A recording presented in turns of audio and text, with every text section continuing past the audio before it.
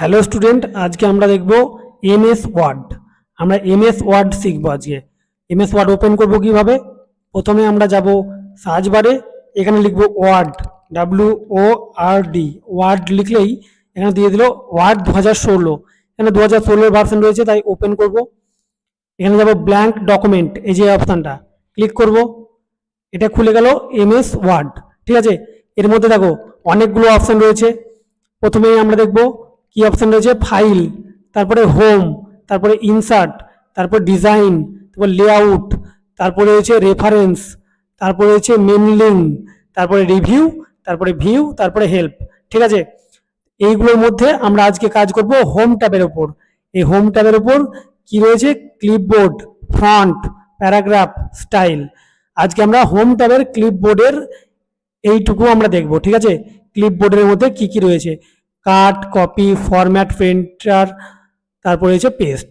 ঠিক আছে, প্রথমে আমরা কাজ করার আগে কিছু লিখে নিতে হবে, তার জন্য আমি কিছু লিখে নিচ্ছি।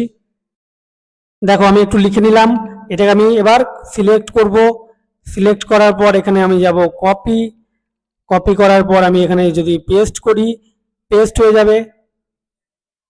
পেস্ট হচ্ছে, ঠিক আছে, পেস্ট হচ্ছে। এবার দেখো এই পেস্টের মধ্যেও অনেকগুলো ভাগ রয়েছে, তোমরা তো নর্মাল পেস্ট করা দেখলে। এখানে আমরা নিচে ক্লিক করি, চারটে অপশন খুলে যাচ্ছে, একটা, দুটো, তিনটে, চারটে, বোঝা গেল?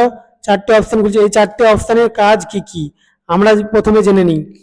দেখো মানে আমরা করবো আর দেখতে পাবো যে আমাদের কাজগুলো কি কি। ঠিক আছে, প্রথমটা হচ্ছে কিপ সোর্স ফরম্যাটিং, তারপরে রয়েছে মার্জ মার্জ ফরম্যাটিং, তারপরে কি রয়েছে, 3 নম্বরে রয়েছে পিকচার, তারপর 4 নম্বরে রয়েছে কিপ্ট টেক্সট অনলি। দেখো প্রথমটার কাজ কি দেখি, আমরা আবার সিলেক্ট করে কপি করি। প্রথমে আমরা সিলেক্ট করব, সিলেক্ট, এই অপশনে যাব না, প্রথমে কপি করে নিই, কপি, কপি হলো, এই অপশনে যাব। দেখো প্রথমটা হচ্ছে কিপ সোর্স ফরম্যাটিং, এটার কাজ কি দেখো। তাহলে পেস্টের চারটে ভাগ আমি বুঝিয়ে দিই। দেখি প্রথমে প্রথমে একটু কিছু ডিজাইন করে নিই এই লেখাটা, তাহলে তোমরা বুঝতে সুবিধা হবে। দেখো এই লেখাটাকে একটু এখান থেকে বোল্ড করে নিলাম, ইতালিক করে নিলাম, আন্ডারলাইন করে নিলাম। ঠিক আছে, আর এখান থেকে ফন্ট স্টাইলটাও চেঞ্জ করে নিলাম, দেখে হাইলাইট করে নিচ্ছি, একটু হাইলাইট করে নিলাম। ঠিক আছে, বোঝা গেল? এবার দেখো চারটে পেস্টের মধ্যে পার্থক্যটা তোমাদেরকে বোঝাই। সিলেক্ট করলাম, কপি করে নিলাম, এবার চারটে পেস্টে যাই আমরা। ঠিক আছে, এখানে এখানে দিয়ে এন্টার দিচ্ছি। প্রথম পেস্টটা করলে, পেস্ট করলাম, হুবাহু পেস্ট হলো। মানে এইখানে যেটা আমি লিখেছিলাম, যেটা আমি কপি করেছি, হুবাহু এইখানেই পেস্ট হলো। মানে প্রথম পেস্টের কাজ আমরা তাহলে বুঝে গেলাম। প্রথম পেস্ট মানে যেটা আমরা লিখবো হুবাহু সেইটাই দেবে, যেটা লিখবো বা যেটা কাজ করবো, যেটা কালার বলো, ফন্ট বলো, সব হুবাহু কপি করা জিনিস প্রথমটা পেস্ট করলে। এই যে কিপ সোর্স ফরম্যাটিং, এটা হচ্ছে হুবাহু কপি অ্যাকচুয়ালি, বাংলা কথায়। দ্বিতীয়টা কি, দ্বিতীয় পেস্ট করবো আমরা, এখানে নিচে এন্টার, দ্বিতীয় পেস্ট, এই পেস্টে গেলাম, দ্বিতীয় পেস্টে গেলাম, কোথায় পেস্ট হলো, এন্টার, এখানে পেস্ট করবো। ঠিক আছে, দ্বিতীয় পেস্টটা করি, পেস্ট, পেস্ট। দেখো এখানে পেস্ট হলো, কিন্তু কিছু জিনিস ধরলো না, কিছু জিনিস নিল না। এইখানে সব জিনিস নেবে না। এই দ্বিতীয় পেজটার কাজ হচ্ছে এই যে এই পেজটা মার্জ ফরম্যাটিং, এটা শুধু ফরম্যাটের কিছু কিছু জিনিসগুলো নেবে। যেমন দেখো বোল্ড নিয়েছে, ইতালিক নিয়েছে, আর আন্ডারলাইন নিয়েছে, আর এই যে ফ্রন্টের ইফেক্ট এইটা নিয়েছে। কিন্তু এই যে ব্যাকগ্রাউন্ড কালার দিয়েছিলাম একটা, মানে যেটাকে হাইলাইট কালার বলছি, সেটা কিন্তু এখানে আসেনি।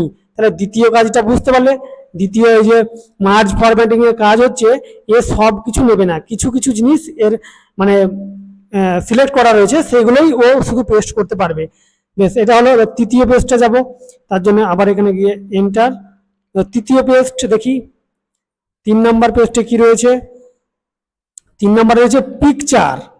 পিকচার মানে কি, আমরা কোনো কিছু পেস্ট করবো, সেটা পিকচার হিসেবে পেস্ট হয়ে যাবে। দেখো পেস্ট করে দেখাচ্ছি, পেস্ট, এটা পিকচার হিসেবে পেস্ট হয়ে গেছে, বুঝতে পারছো? মানে দেখো দেখো পিকচার, এটা একটা পিকচার, এটা ছোট বড় করতে পারবো। দেখো বুঝতে পারছো, পিকচার এটা একটা, মানে ওই যেটা আমি কপি করেছিলাম সেটা পিকচার হিসেবে পেস্ট হবে, ছবি হিসেবে পেস্ট হয়ে গেছে, এটা বোঝা যাচ্ছে? এবার 4 নম্বর 4 নম্বরে যেটা আছে পেস্ট, সেটার কাজ দেখবো। ক্লিক, 4 নম্বর পেস্ট, 4 নম্বর পেস্ট। এটাও সেম, ওই যে শুধুমাত্র টেক্সটটাকে নেবে, টেক্সট মানে আমি টেক্সটের উপর যে কাজগুলো করেছি, মানে এই 2 নম্বর আর 4 নম্বরটা মোটামুটি অনেকটাই একই, অনেকটাই একই নয়, একই বলা যাবে না, কারণ আমি এখানে অল্প কিছু সিলেক্ট করেছিলাম বলে হয়তো তোমাকে দেখাচ্ছে। এখানে যদি আমি টেক্সট অন্য কিছু লিখতাম, তাহলে শুধু টেক্সট, আমরা যেগুলো টেক্সট করেছি আর কি, যেগুলো লিখেছি ওয়ার্ডগুলো, সেগুলোই নেবে। এটার উপর আমি যদি অন্য কোনো কাজ করে রাখি, দেখাচ্ছি তোমাদেরকে।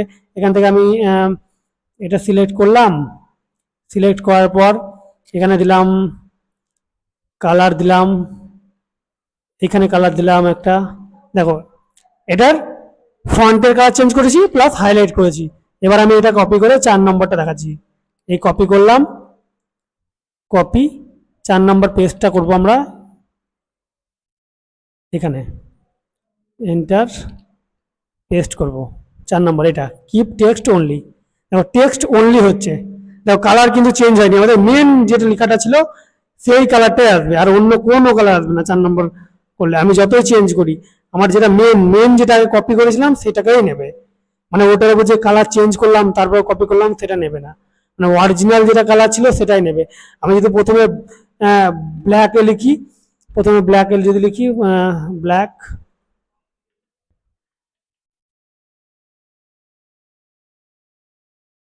এই ব্ল্যাক লিখলাম, এই কালার চেঞ্জ করলাম রেড, ও সিলেক্ট করি, সিলেক্ট রেড, হাইলাইট করলাম, হাইলাইট করলাম এটা। এবার যদি আমি কপি করি, তারপরে কপি, তারপরে 4 নম্বর পেস্ট করব, আমরা 4 নম্বর পেস্ট করব, এন্টার, কিপ টেক্সট অনলি। বোঝা গেল? তাহলে শুধু আমাদের ওই টেক্সটের উপর যে কাজগুলো করছি সেগুলোই নেবে, আমরা ব্যাকগ্রাউন্ডে কিছু করছি সেগুলো নিচ্ছে না। বোঝা গেল?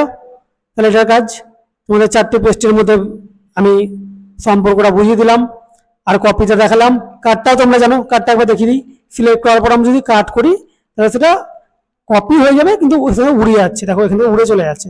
এই যে এই লাইনটা আবার সিলেক্ট করলাম, কাট করলাম, উড়ে চলে যাচ্ছে, মানে এখানে আর থাকছে না, কিন্তু কপি হয়ে থাকছে, সেটাকে আমরা পেস্ট করতে পারবো আবার। এখানে আবার যদি পেস্ট করি, পেস্ট হয়ে যাবে, ঠিক আছে। আর আরেকটা দেখো ভালো জিনিস, ফরম্যাটিং প্রিন্টার। ফরম্যাটিং প্রিন্টার মানে কি, আমি কোনো লেখার উপর হাইলাইট করতে চাইছি, কিন্তু আমি নতুন করে করতে চাইছি না বা কিছু করতে চাই, এখানে আমি কিছু লিখলাম ফরম্যাটিং প্রিন্টার। যখন আমি ক্লিক করব, এটা সিলেক্ট করলাম, এটার ফরম্যাটিং প্রিন্টারটা নেব, এই যে এটা সিলেক্ট ফরম্যাট প্রিন্টার, ক্লিক করলাম, প্রিন্টারটা ফরম্যাট হয়ে গেল। এবার আমি যে লেখাটার উপর দিতে চাই সেই লেখাটা এই ব্রাশের মতো হয়ে গেছে, তোমরা কার্সারটা দেখো ব্রাশের মতন হয়ে গেছে, এটা ধরে এখান থেকে টেনে আনলেই ওই স্টাইলটা চলে আসছে অটোমেটিক। বোঝা গেল? বা এইটা যদি আমি ফরম্যাট করতে চাই, এটার প্রিন্টারটা যদি নিতে চাই, এটা সিলেক্ট করব, ফরম্যাট প্রিন্টার, ক্লিক, তারপরে এই লেখাটার উপর এনে ব্রাশটা ছেড়ে দেবো, সিলেক্ট করে দেবো, দেখো চলে এলো। বোঝা গেল? যেটা আমরা ফরম্যাটিং করতে চাই অন্যটা কপি করতে পারবো, অন্যর যেটা কাজ করা আছে সেটার কপি করে আমরা এটা আনতে পারবো। ফরম্যাট প্রিন্টার, এইটা ব্রাশটা এনে ছেড়ে দিলেই হয়ে যাবে। বোঝা গেল? ক্লিয়ার? ঠিক আছে, আজকে এতটুকুই, পরের ভিডিওতে আমি ফন্টটা বোঝাবো। চলো, টাটা।